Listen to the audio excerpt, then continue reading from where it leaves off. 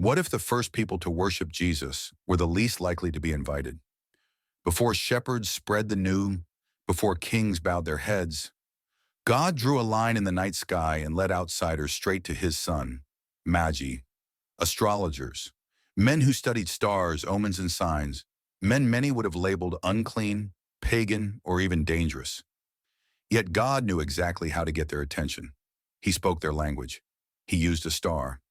Matthew 2:1-12 tells us that these men from the east followed that star with relentless faith, traveling far from home until it rested over the place where the child was.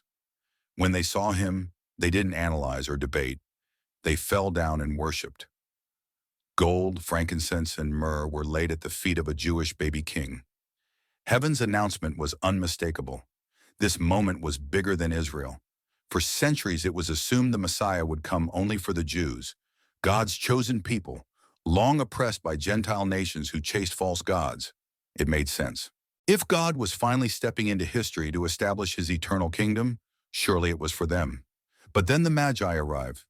With their presence, God pulls back the curtain and reveals his heart for the whole world. These men were not Jews. They were Gentiles, outsiders.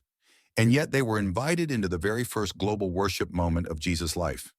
From the beginning, God was making it clear, no background is too distant, no past too dark, no culture too foreign. Years later, the Apostle Peter would stand up and declare this truth out loud in Acts 15:7-9, saying that God made no distinction between us and them, for he purified their hearts by faith. The same Spirit, the same grace, the same invitation. Paul would echo it even more boldly in Colossians 3:11. Here there is not Greek and Jew, circumcised and uncircumcised, barbarian, Scythian, slave, free, but Christ is all and in all.